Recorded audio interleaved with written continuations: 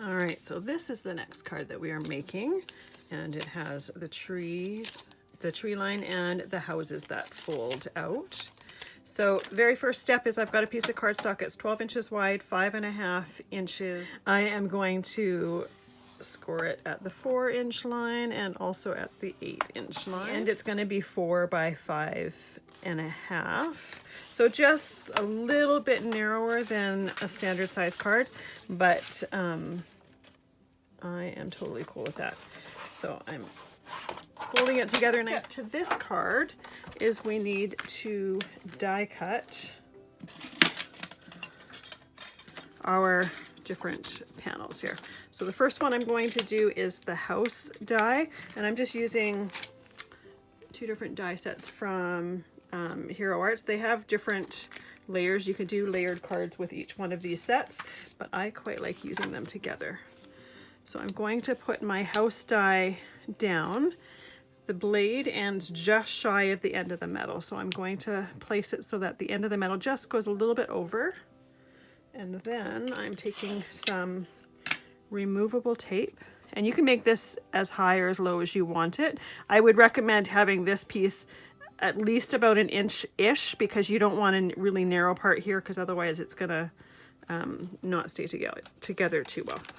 So I'm gonna put my tape there, open the card up so my die, the blade of my die is facing up, and then I am lining up the edge of my cutting plate with that fold. Now it's actually just in from the edge of the cutting plate because this is tapered at the end.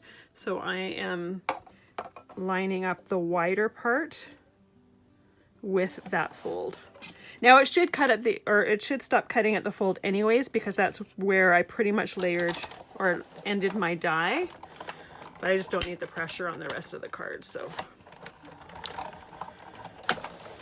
there we go, got that part cut. Let's take off the die.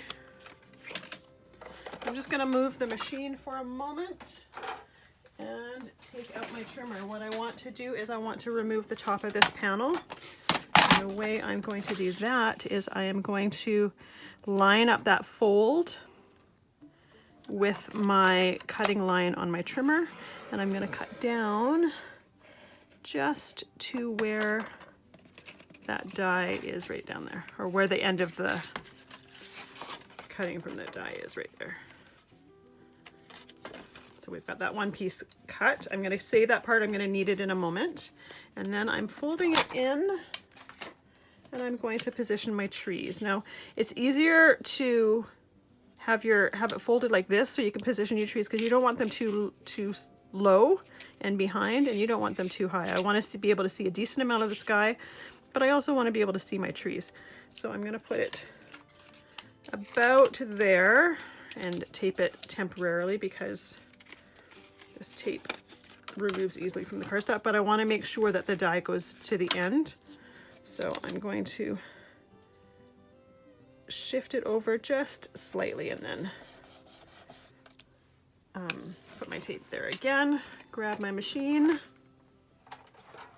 and I'm going to do exactly the same thing. I'm going to have my cutting blade facing up from my die, and then line up the wider part just in from the tapered edge to the corner of, or not the corner, the fold on my card.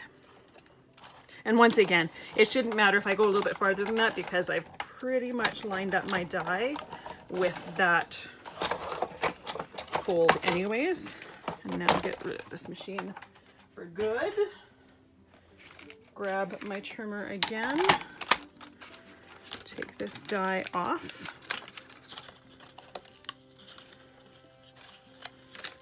And tuck it aside. And then I'm doing exactly the same as I did before. So I want just the back part of this card as the back of the card. All right, there we go. This can come right off of here. Oops, it's sticking to each other. And there we go.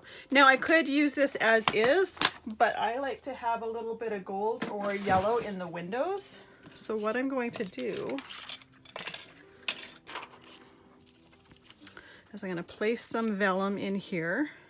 I'm going to line it up with the bottom just so the background is pretty much all vellum, just so it looks a little bit neater on the inside of the card. And I'm going to trim, or trace, sorry, where my houses are here. I'm going to be cutting just shy of the line, so it doesn't necessarily need to be like a complete outline, just the outer edges. And basically I really only need it in those windows, but I want it cut out between those houses, and I want the inside to look fairly neat and tidy. I don't want it to look messy. There we go. And I have a little thing here from the little branch that I don't really like, so I'm going to just trim it right off here because it looks a little bit odd on the side there. 1 second. And now I want, oops, the side there trimmed. There we go. So now I'm just taking a scissors and cutting that. I'm just going to cut the roof line first, and then I will cut out between those houses.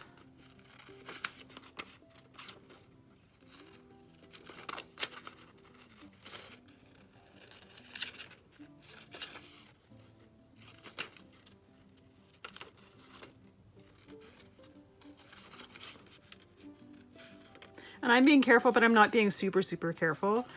Again, I don't need an exact cutout. I just want it to look tidy from the inside.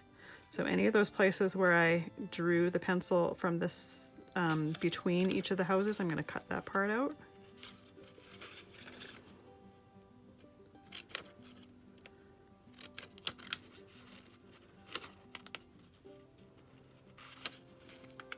And small detail scissors work best for this. If you have a scissors that has a really long blade to it, sometimes it's hard to get into those finer areas. There we go.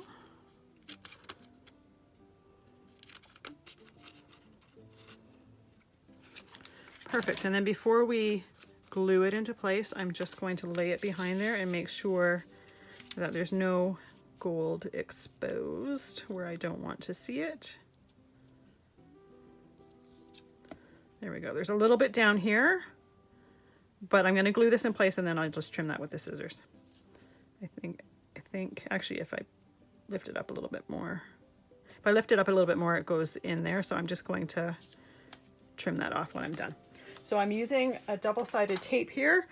Vellum does not like wet adhesive. So if you choose a wet adhesive, you're going to tend to get some buckling in your vellum there. I've got that on the bottom, but what I'm going to do is put the adhesive on the top of the building so that I know that I'm not getting it in the windows.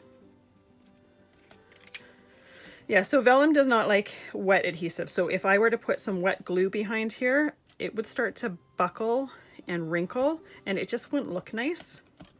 So by putting the double-sided tape here, I know it's going to stick well. I'm not going to see it through the vellum.